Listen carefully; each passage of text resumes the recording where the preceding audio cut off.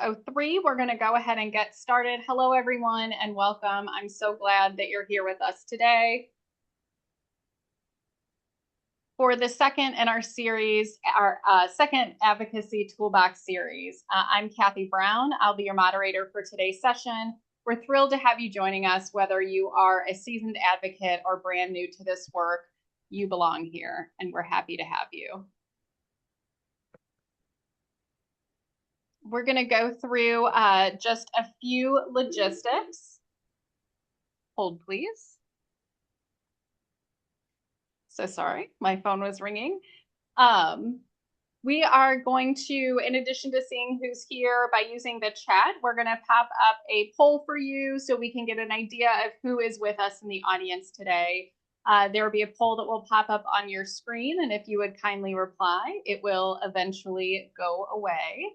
Asking you to identify yourself as a person with a disability, a family member, someone who provides supports and services. So that should be popping up for you here shortly. And want to share some additional information with you. This session is being recorded. The link will be sent to everyone who registered. You are currently muted, so you will need to use other Zoom functions to communicate with our speakers and each other during this hour.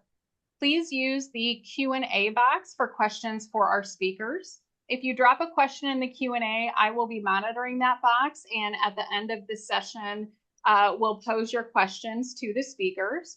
You can use the chat for other kinds of responses, comments, but if you want a question posed to the speakers, please use that Q&A box. The speakers can't see you, so they have no frame of reference of reaction to what they're saying. So please don't be shy with those reaction buttons down at the bottom. Give them a thumbs up, a little floating heart comes across the screen. There's one there.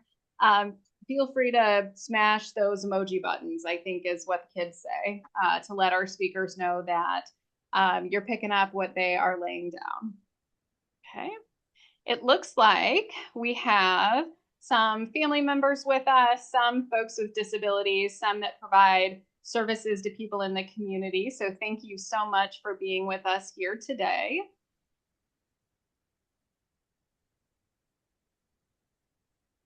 Before we begin today's webinar, I am going to give you a little overview of our Advocacy Toolbox series.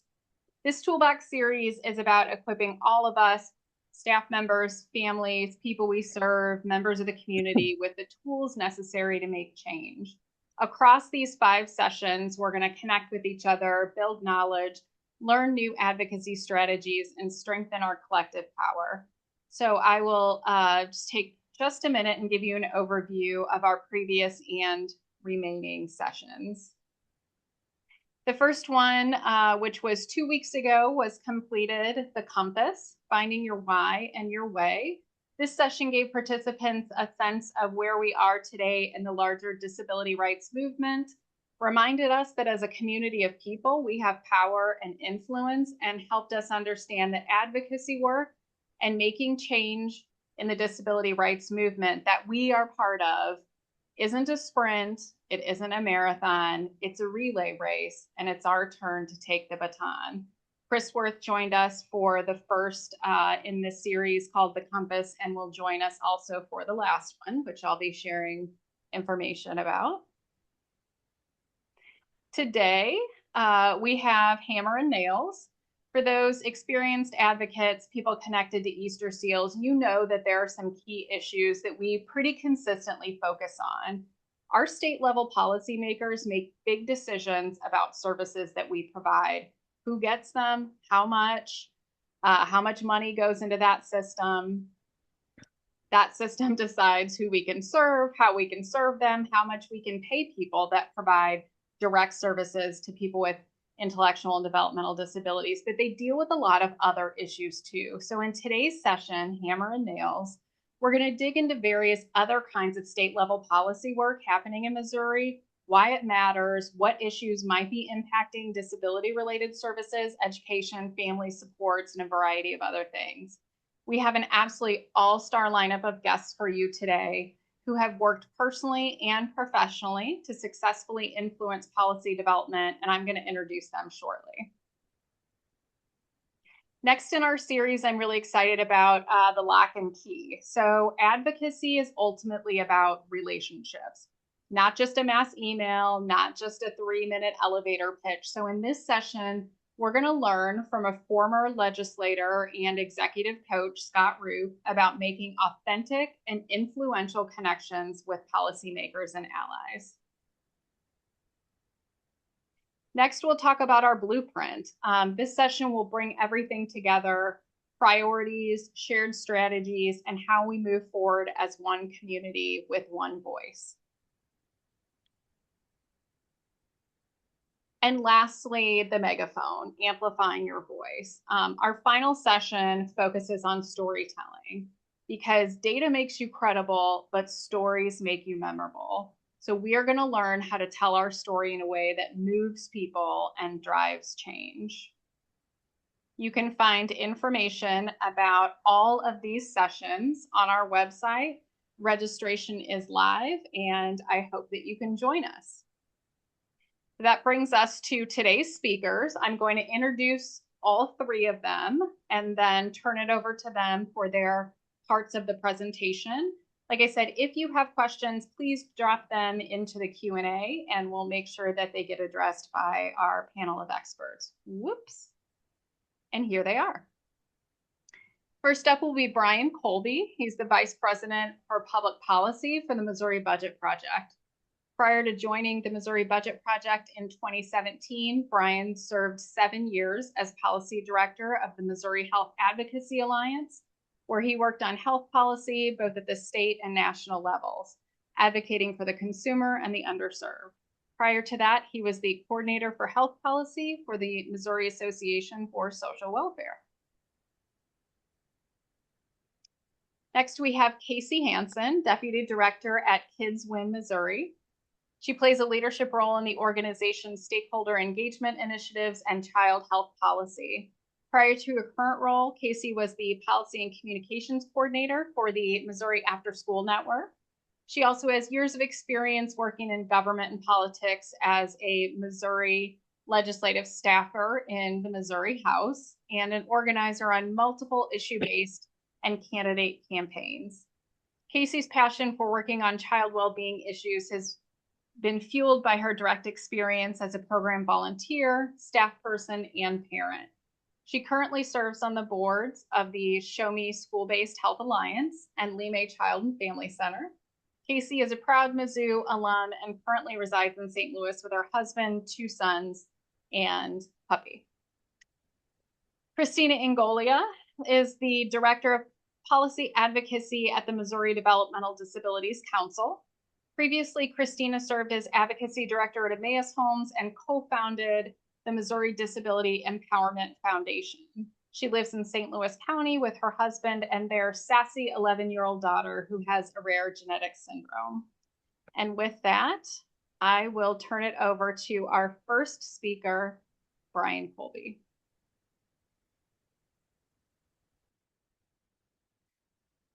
Hi, everybody.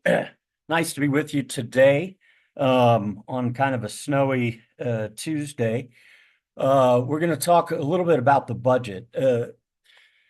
I am the Vice President for Public Policy for the Missouri Budget Project. We're a nonpartisan nonprofit think tank that pays attention to the budget and more specifically revenue, making sure that we have enough money coming in to provide the services that the state needs.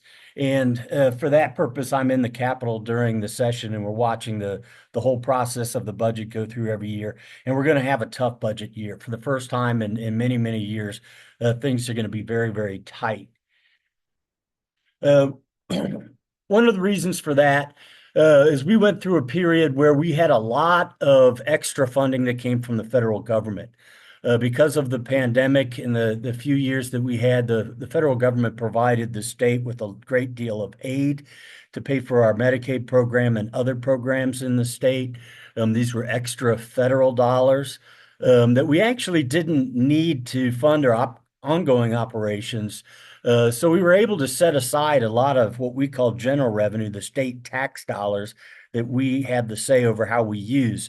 And we piled those up into a big surplus up to about $5 billion in the fiscal year 2023. But then have slowly been using that in our budgets for the last few years, drawing down on that surplus. And that surplus is now about to be depleted. And so we're going to be in a new situation with the budget. It's going to be much tighter than it has been for years. One of the things that we've been doing, as you can see on the left side of the screen, are those pie charts. That's FY24, FY25, FY26. That's fiscal year.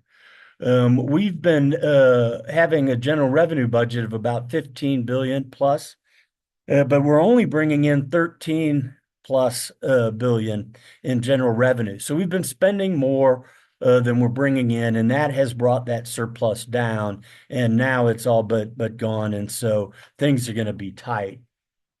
One of the things we're going to see, and this is a long list, and it's what's the important part is that there's just a great deal of demand on our general revenue budget. As you know, Medicaid is a partnership between the federal government and the state. We have to put up a certain amount of money, and then the feds put up the vast majority of that. But it is a significant expense to the state, and those expenses continue. So we'll see just increases in the cost of care because of inflation. We have some new things that we have to pay for because of HR1, the big bill that Congress passed earlier in the year. But we're also going to see something that's a little bit different. We've been spending the state portion of the Medicaid program out of that big pile of surplus funds.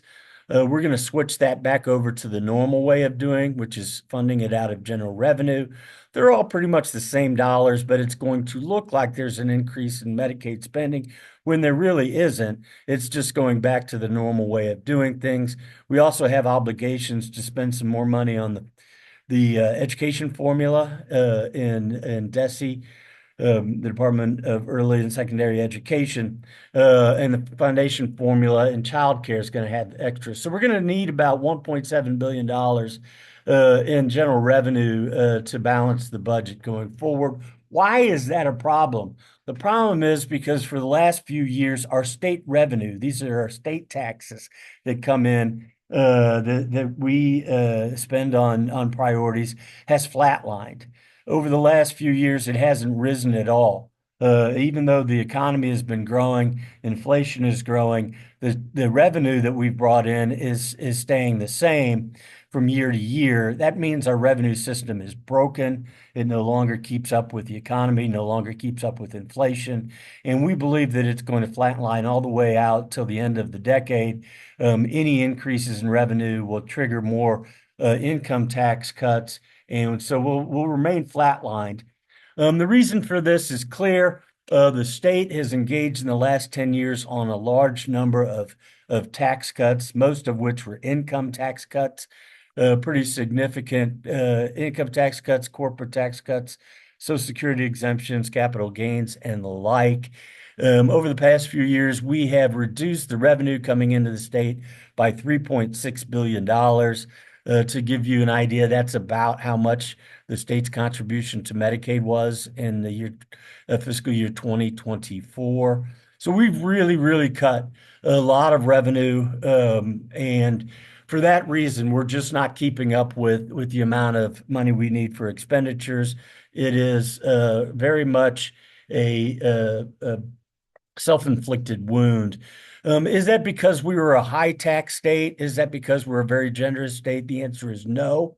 Missouri is very low on the amount of funding per capita per person in the state. We rank 44th out of 50 states, extremely low. You can see the surrounding states, our neighbor states, quite a bit higher, about $1,000 more per person. The average is 6,000. We spend 4,800 per person. And is it because we're a high tax state? No, we're a very low tax state. We are lower than all of our neighbors by quite a bit. We spend about 2,700 per person. We collect 2,700 per person, where the other surrounding states collect about 4,000, and the U.S. average is 4,400. So we have cut a lot of taxes. We are a very low tax state. We're a low expenditure state. And this is all by design. The legislature throughout the years has cut taxes dramatically, and that's why we're in the position that we are in. And so we're going to see potential for budget cuts. The budget issues that we're very interested in um, are in the Medicaid budgets, and really the big part of it is in House Bill 11, but that's Mo Health Net. But we're going to want to pay attention to House Bill 10, Department of Health and Senior Services, the Department of Mental Health, where our waivers exist, where home and community-based services exist, where a lot of the programs for people with intellectual and developmental disabilities receive care. The same goes for the Department of Mental Health, where we have our C-STAR program, our psychiatric rehabilitation and targeted case management, and our Division of Developmental Disabilities that manages services for individuals who have been determined disabled are developmentally disabled, and HCBS is in there too. And there's a little bit of money for school-based services for kids with developmental disabilities in the House Bill 2, which is Department of Early and Secondary Education. So we're going to watch those in the budget and advocate that there's no cuts or changes. I'm going to briefly talk about what we call mandatory services in Medicaid and optional services in Medicaid, and make sure that we have a clear understanding of what that means. So to have a Medicaid program, you have to have a certain number of services like nursing home care, hospital, inpatient and outpatient care, physician services, EPSDT for kids, home health care, labs, extra ray services, family planning, transportation, and other services at FQHCs. Those are parts of the program. If you participate with the federal government in this program, you have to have these. And then they have what they call optional services, and some of those don't seem optional at all, like pharmacy. Every state utilizes the pharmacy program for obvious reasons, keeping people with chronic conditions out of hospitals with the proper pharmacy is what we do. But it is called an optional service.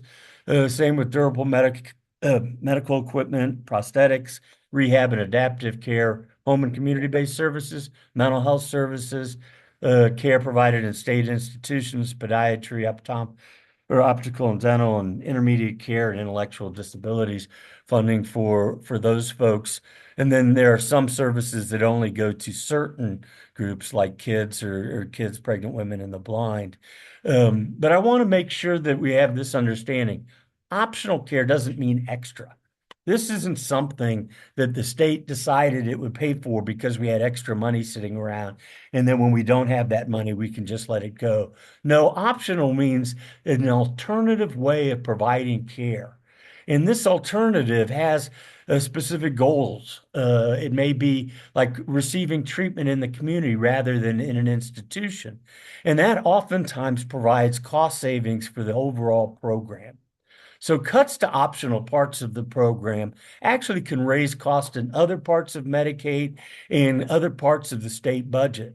Like cuts to home and community-based services could cause folks to go into institutional care, which is much more expensive. So we're saving a little bit, but costing the state actually more. So penny wise, pound foolish, as the saying goes. Same with prescription drugs, especially can be cuts or changes to formularies can have big impacts on folks receiving mental health care, resulting in catastrophic problems that could land people in institutions or in prison, costing the state a lot more money. So remember, when you go and advocate in the Capitol, even though these programs are called optional, that just means an alternative. It doesn't mean that it's extra. You're not asking for anything special in the budget.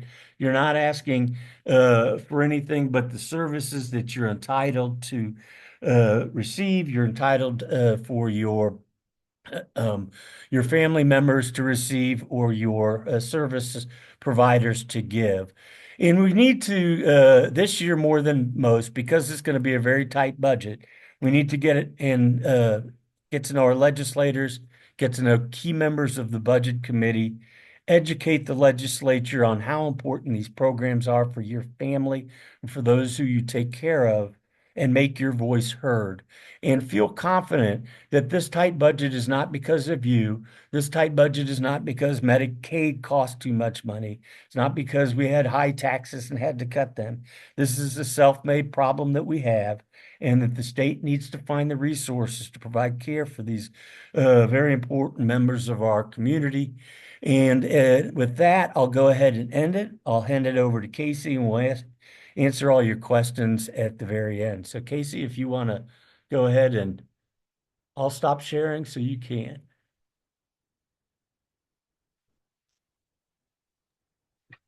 Great. Hi, everybody. Can you hear me okay? Somebody, Brian, will you nod? Yeah, I can hear you just fine. Okay, good. Just making sure my technology is a little off. Okay. Hi, Casey Hansen with Kids of Missouri. Very glad to be here with you today.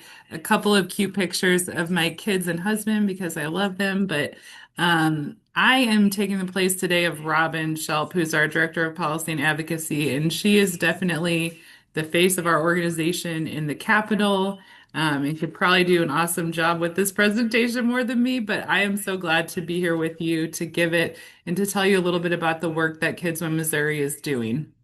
So we are, if you've not heard of Kids in Missouri, we're a statewide policy and advocacy coalition working with partners all throughout the state to further child well-being by advancing the health, education, safety, and development of Missouri's children and families, especially those who are at risk because of poverty, abuse, neglect, inequities, and other risk factors. And so all of our work is centered around how we can make Missouri a better place for kids. And the bulk of our work falls in three big buckets of early childhood, health and mental health, and child welfare.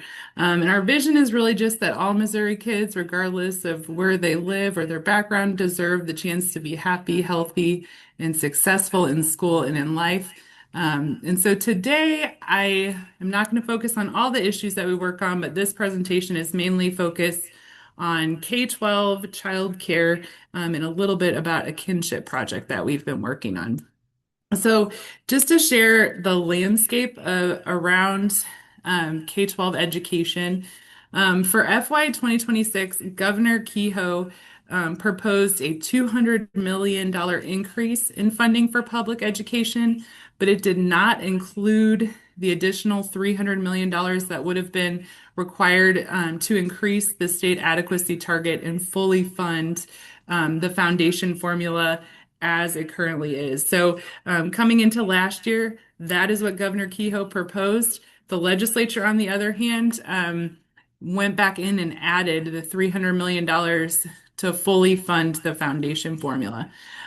When Governor Kehoe did not, when he put out his initial proposal last year, um, he did this kind of under the by saying that the state's foundation formula needs to be rewritten, and that's why he wasn't funding it at that level. And so with that in mind, he put together a task force, and they are tasked with making recommendations to modernize the state funding structure for K-12 education in a way that will not increase the total cost. So this is work that is actively happening. This task force is due to provide a report in coming months, and then we fully expect that the state will be working to through the legislative process to rewrite the state's foundation formula. So there's a significant shortfall in the budget that Brian just detailed that's going to have a direct impact on public education funding. Another area over the last couple of years that we've seen some shifting of funds in the state budget is to fund the Missouri Scholars Program, which is the state's kind of version of a voucher program or an education savings program. And so that program received $50 million of GR. Additionally, last year, over 38 million of that has already been awarded. So just something to think about as we're thinking about funding for public education. These are all factors that play into it. In June, the legislature, in a special or extraordinary session, also passed Senate Bill 3, which would require the majority of counties, 97 of the 114, to place a measure on the ballot allowing voters to decide on property tax credits for eligible homeowners. So this doesn't include every county, but in 22 of the counties, voters can approve a credit that allows for no increase to property taxes. And then in 75 counties, voters can approve a credit that allows for no more than a 5% increase to property tax. So just another thing to consider, as we know, public education is also in large part funded through those local property taxes. This is another element that's going to have bearing on what schools' budgets look like going forward, too. A couple of other things in the education space. There were some changes made through Senate Bill 68 last year, or in 2025, that a child who received an IEP under the qualification of the young child with a developmental delay designation can keep this qualification through first grade. And so that just allows, especially in cases where a child might not have a diagnosis, for them to continue receiving services for a little bit longer as their parents and support team are kind of working through what next steps might be to support that child. Another thing that was a hot topic in K-12 education was related to school districts and a new requirement to write a policy prohibiting the use of personal communication devices for the entire school day. So there are some exceptions to this policy, especially for children who might have health needs related to having a device or their ability to communicate through a device, especially if it's written in as an accommodation in their IEP or 504 plans, or if a teacher is allowing it for educational purposes. But for the most part, the goal is bell to bell that students don't have access to their cell phones or personal communication devices. Childcare is an issue that we spend a lot of time working on for Kids with Missouri. Just at a high level, it's important to know that there are lots of childcare deserts in Missouri, which means that for every child, there are more than 3 children for every 1 licensed child care spot. So essentially, there's not enough supply to meet the demand for childcare. And so 68% of our counties fall into this designation as a childcare desert. And then if you narrow it down, just looking at care for infants and toddlers, even more counties are infant and toddler childcare deserts with 97%. So it's also a huge economic issue, childcare, by businesses losing annual revenue and productivity from their employees due to absenteeism or turnover related to childcare needs. Also a loss in taxes and revenue. You can see right there just for St. Louis City and County how much business and tax revenue losses occur in a given year just because of childcare gaps and the need for childcare from parents. So this just shows a little bit of what the affordability gap looks like in Missouri. So Missouri is one of the states where our infant childcare is more expensive than college at public universities. Our childcare costs also take up a greater share of a family's income than we would like. So the national goal is usually around 7%. In Missouri, it's 14% or often higher.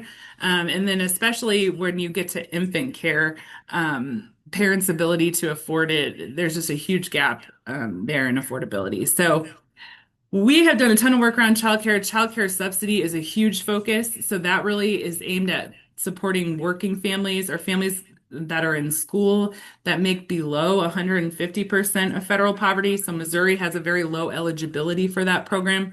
But over the last couple of years, we have been able to get some substantial investments into that program to allow to increase rates for childcare providers. So we took Missouri from almost the bottom in the nation for what we were paying providers to some of the top rates, especially for infant and toddler care. We've also advocated for Missouri providers to be paid based on enrollment rather than attendance, and to be paid in advance to more closely mirror the private market. So this is something that we've definitely worked on over the last couple of years. We've made a lot of progress in, and now the challenge going forward is we've paid for this using some of those reserved federal funds, and going forward, we will need general revenue to fill that gap. So Brian outlined all the reasons why general revenue is going to be very tough next year, but that's something in order to keep up with the progress that we've made in childcare, we will need general revenue to help with. We've also at Kids in Missouri advocated and were successful a few years ago in securing some funds to do childcare and early education community planning. And that has resulted in us supporting 17 communities throughout the state in developing more localized plans to address their childcare and early education gaps.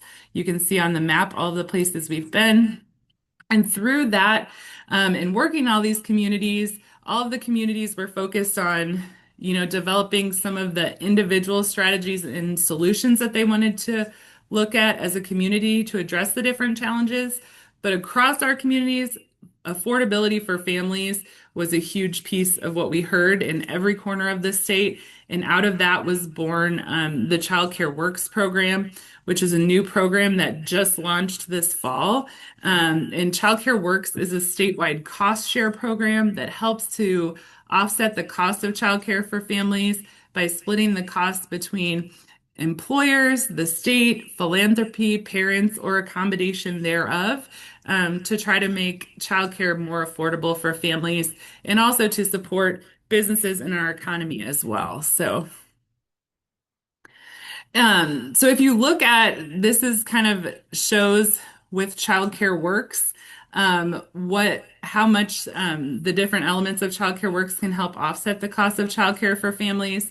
So looking at the chart on the left, you can see without Childcare Works, an average family, this is a family of 3 with an infant making $80,000 a year. Their childcare is going to cost them $16,000 on average.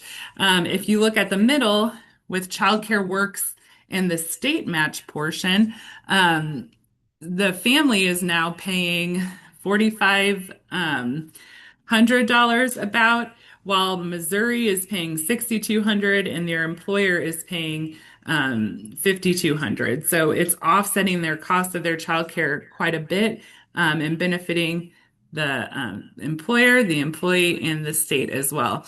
And then we also did some work to get a federal tax credit enhancement. So now if you look on the third bar on that chart, you can see that because the employer is also able to access a federal tax credit to offset their contribution, that you're now breaking the cost up 4 ways between the family, the state, the federal government, and the employer. And so this is just one way that we're proposing to address the affordability challenge for families, and are now working to enroll businesses and childcare providers statewide, as well as families, to participate in this program. A couple of other issues. I know I probably don't have much time left at this point, but childcare ratios is another issue that we're always working on, mostly in a defensive posture, to ensure that we are protecting our current childcare ratios. Some legislators think if we have a childcare supply issue, it means we just need to stick more children with less adults. But we know that for quality and for safety, those ratios are very important, especially for infants and toddlers. So that is something we are always working to make sure we protect. We also want to protect some of the investments that have occurred over the last couple of years in pre-kindergarten.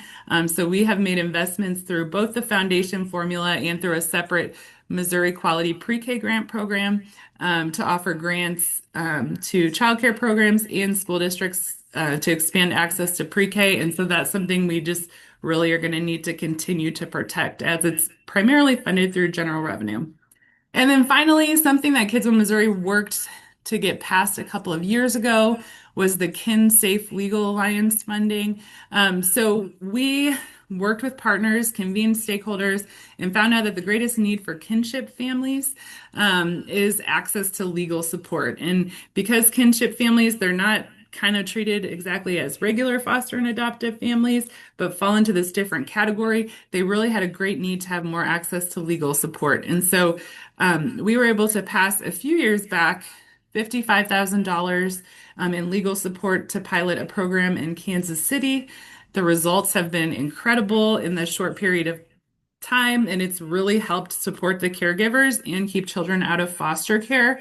So the dollar to dollar benefit for this program is huge. We were able to go back to the legislature last year and get an additional 200,000, or I'm sorry, to expand that to $200,000 from 55K, and expand the program's reach as well to mid-Missouri.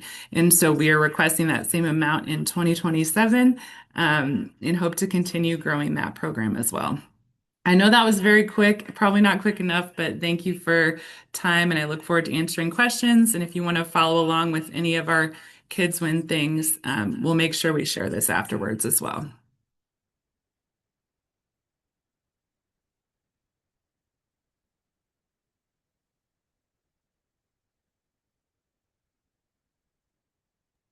Hi everyone. I have the good slash bad fortune of going after these two incredible people. I'm going to talk about other state level issues that would impact people with disabilities, but I will tell you the budget, Medicaid, childcare, these are huge. At Missouri Developmental Disabilities Council, we're focusing heavily on, Medicaid cuts have been made at the federal level. There's new administrative burdens. How do we protect home and community-based services? Anyway, I've been doing this work for about 8-ish years. You heard my introduction earlier. I have worked for two providers prior to my role at Missouri Developmental Disabilities Council as the legislative advocacy director or the policy advocacy director. I just want to spend a quick moment talking about who is MODDC and what we are. I think a lot of people sometimes are confused. We're not a service provider. We're not a state agency, although we do live within DMH. We have our own independent ability to do our own work. We were established under federal law under President John F. Kennedy, actually. So we've been around a long time. All states have councils like us, and some of the territories do as well. Our council is governor appointed, so people apply, but then he or she, hopefully, would approve who can join our council. And it's mainly adult self-advocates with developmental disabilities, and caregivers or family members to those who have IDD. We focus heavily on systems change, so we don't, as an organization, work one-on-one to help you with an individual advocacy issue, but we are looking, upstream at what we can do to prevent, people from falling in the river, when you've already got to the point where you have a problem accessing services or whatever. So, some issues that are likely to come up this session that impact people with disabilities. We've already heard a good deal from Brian, a little bit from Casey about the elimination of taxes and restrictions and how it's impacting the finances of our counties, cities, and state. Governor Kehoe, if some of you were watching the Chiefs game over Thanksgiving, released a big commercial. Well, I shouldn't say he did, a PAC that supports him did, saying that he is going to eliminate state income tax, which on its face sounds like a great idea. Who wants to pay more taxes? But as we know, with the crunch we're already in, this could be very problematic. And Brian can probably speak more to this than me, but income tax makes about 64% of our general revenues. So when you consider all the cuts that Brian already outlined, and when you think about how we're going to pay for services, this could become a huge problem for the state. We also know that Governor Kehoe issued an executive order, I want to say September, but time sometimes gets away from me, called Healthy SNAP. That would put restrictions on what SNAP recipients can buy with their funds. It's tied to the rural health funding that Senator Hawley got into the One Big Beautiful Bill, or HR1. States were told they could access those funds if there were some restrictions put in place on SNAP. Although it's just an executive order at this point and they're exploring what this looks like, the point is to increase healthy eating and to support Missouri farmers, which is great. But we know as people in the disability community that there are times where people have food aversions or sensory issues, or maybe will only eat a certain food due to their disabilities, not because they want to be unhealthy necessarily. So we're engaged in conversations about that as well. Not to mention all the delays in SNAP payments last month, but thankfully that seems to have been rectified, although cuts are still coming from the federal government. Another issue that you should keep an eye on is from Missouri or MODE, or Missouri Disability Empowerment Foundation. They filed a bill or they've supported a bill that a legislator has filed for about 5 years now, and it's about parental consent in individualized education plans, or IEPs. What it does is it kind of lifts up the parent to be an equal to other people on the IEP team, so that the school has a reason to keep coming back and negotiating with you, as opposed to just saying, well, you can go file due process if you don't like it. Right now, if you don't like a major change, like the change to your child's placement, you have 10 days to file due process, and within that, find a lawyer, retain a lawyer, and have them file for you. It's a huge bar for a lot of families, which is why we have a pretty low rate of due process in the state compared to other states. So we're hoping that parental consent can avoid this. It would be savings to the schools as well, to just say, come back to the table, talk to us. So there are going to be other issues related to disability, and not to get too far in the weeds here, but our legislators started pre-filing bills yesterday. The legislative session runs January to May. And so there were hundreds of bills filed. I would be lying to you if I said I've read them all. I have not. I did notice that Representative Matthew Overcast, who publicly acknowledges he has learning disabilities, has filed quite a few bills around that. I haven't had time to really dig in there, but that's another one that's sort of on my radar, and might be on yours as well. There's some non-legislative issues that we're working on in combination with others. So one thing is, when you go to the Capitol, and I'm sure you will learn all of this from this incredible series, you testify in a hearing if you would like, if either for, against, or for information for a bill. And on the House side, you can submit testimony online. You can watch a recording or live stream of the hearings. On the Senate side, no such accessibility features exist. So something we're working on in combination with a lot of other organizations listed in that, it's probably a very small graphic to you, but we're working on making the Senate more accessible. It will be an uphill battle for a lot of reasons, but that's another way you can plug in by sharing with your legislators, particularly your state senators, why it matters. Not all of us can take off work for a whole day and go to the Capitol, not to mention all of the barriers that people with disabilities might face in the space there. We are keeping an eye out for gubernatorial executive orders like the Healthy SNAP program. But these are things we're monitoring just to see how they might impact session. But always we're working towards making advocacy more accessible and systems change work, with an eye towards systems change work, not just individual change.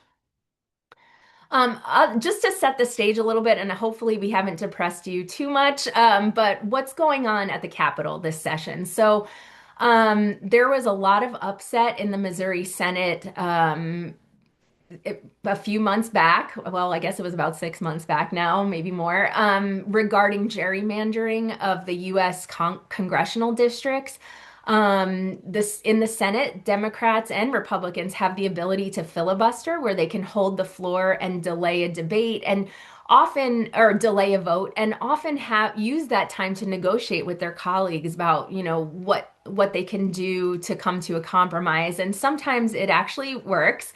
Unfortunately, the Missouri Republicans, who have a supermajority, decided to take away that ability by doing what's called a PQ. I'm getting too in the weeds here, but all this to say, Democratic senators are very upset about this, and that's how the gerrymandering moved forward. It remains to be seen if that will actually come to pass.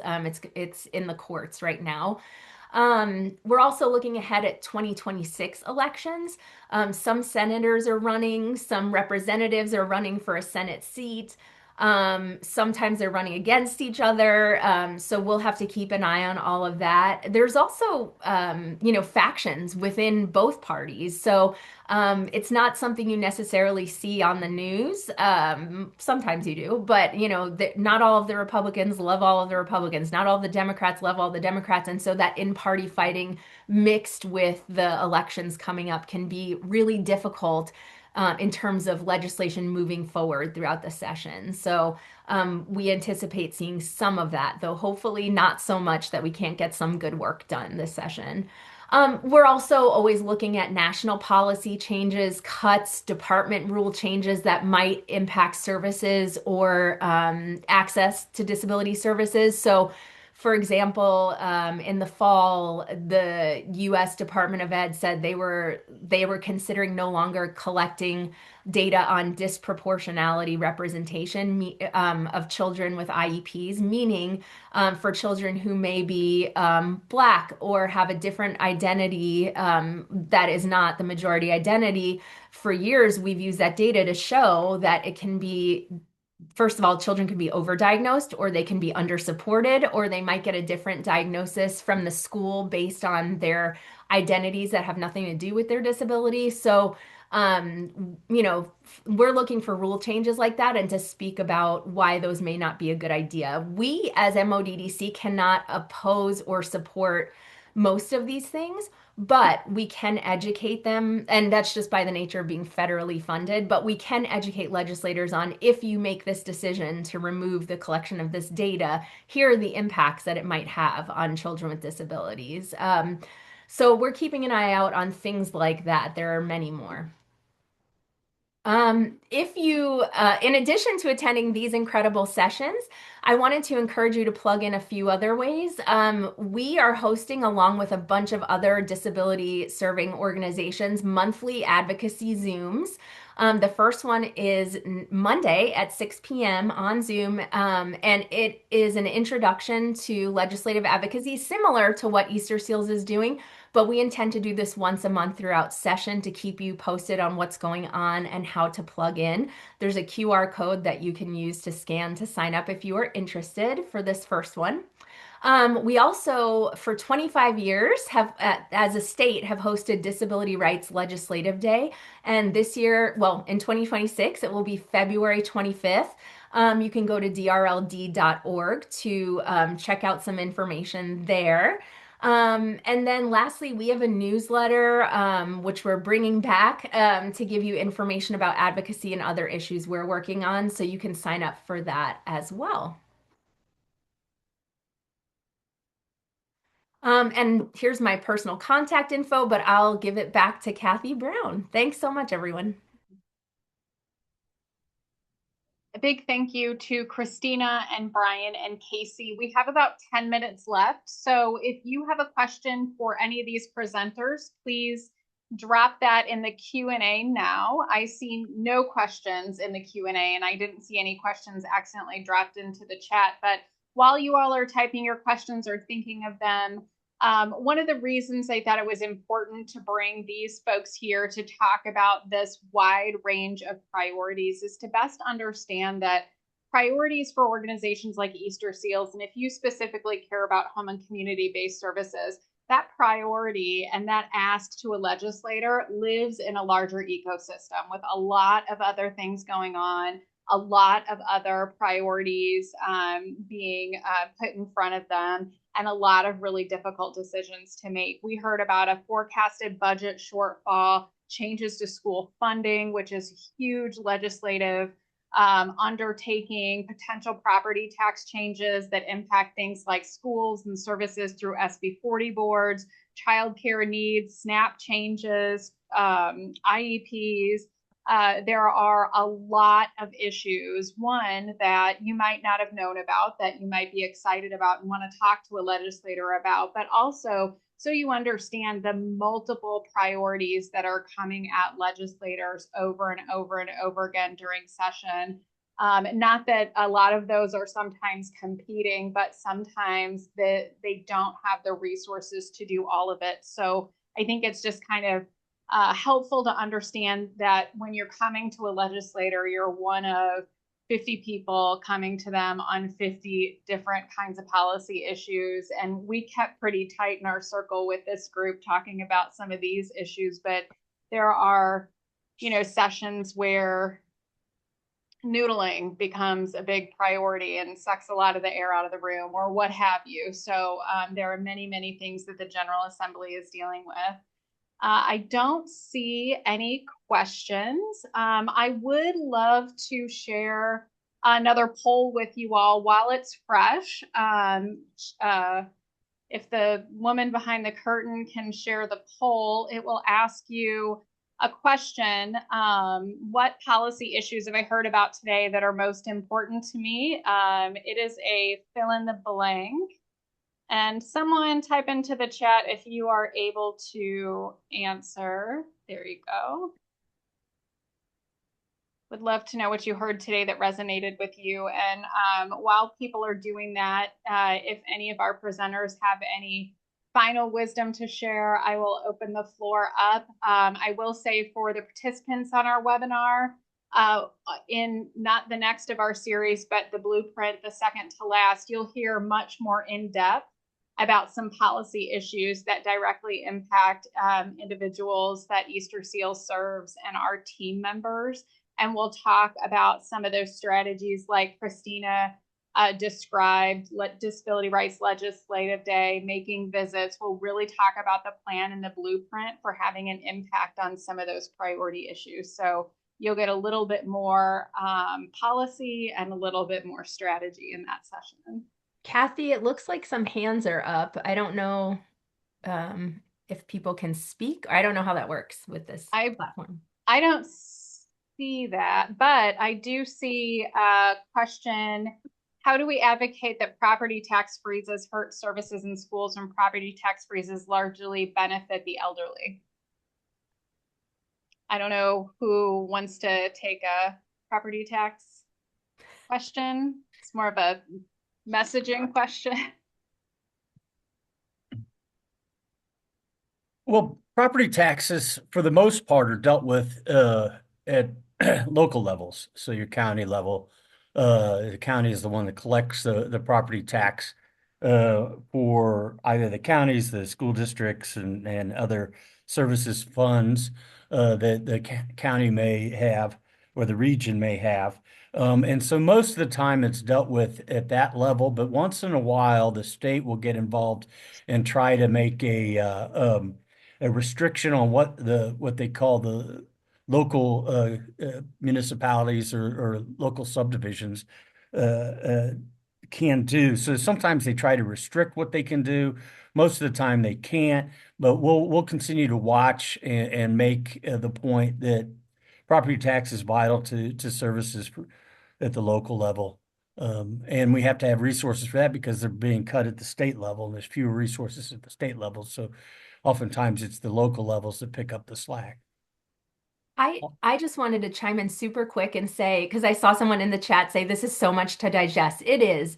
And I will tell you, as a parent of a child with developmental disabilities, I didn't start here. I started on one issue and I started with building relationships with my legislators. So you don't have to solve all of these things, but you can jump in where you have the bandwidth and you can start small by simply building a relationship with your legislators. It will pay off eventually. I would just add to that too.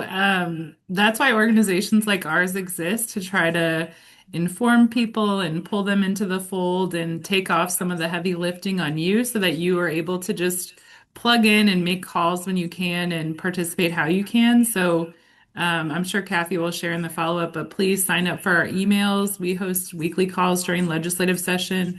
And to me, that's a great place to start kind of observing and watching and tracking things and letting us kind of help with that so that when to take action and when the most effective times to participate are. So.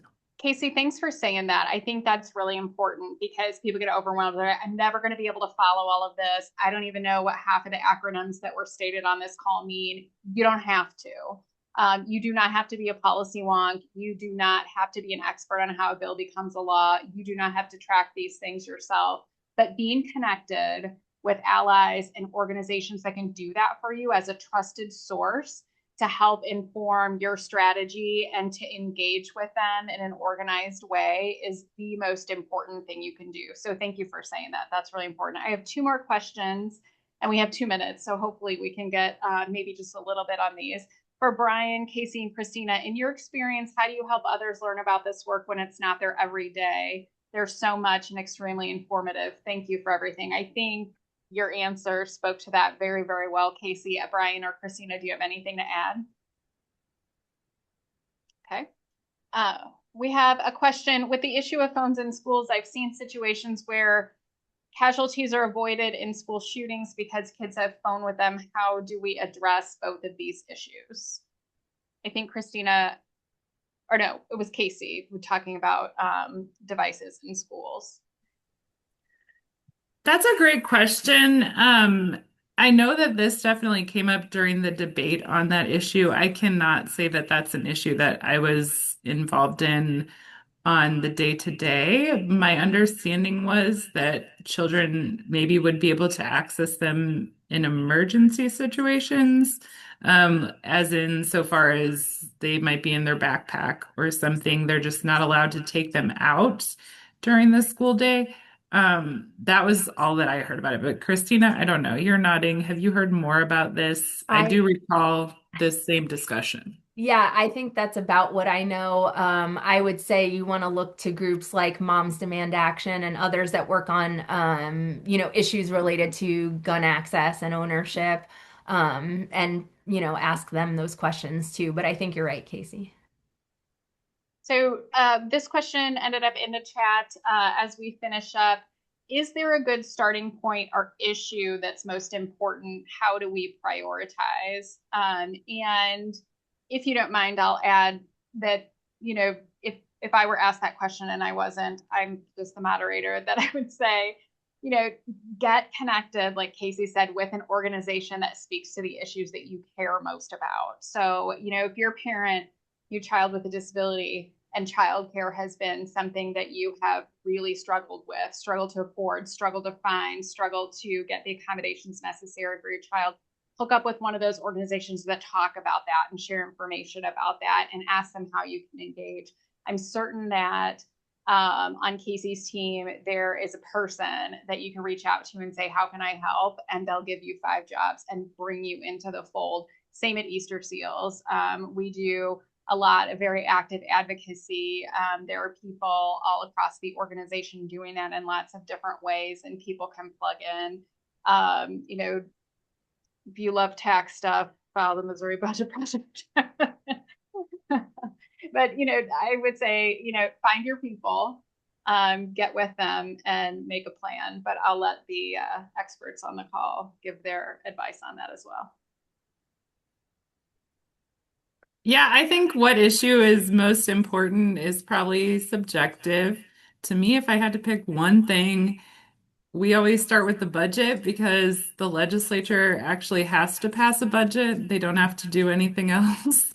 It's also maybe like the weediest place to advocate and the most messy, but especially just thinking, it really reflects what our priorities are as a state and that type of thing. So that's where I would start. But yes, to your point, Kathy, just finding the group that you have affinity to or that's working on the issue that you care about and starting there. And then if you're a weirdo like us, once you get involved, you'll probably want more and then you'll figure out where those next steps are. But there really is a place for everyone and a role for everyone. So hope that you'll connect with us after and find a way to get involved.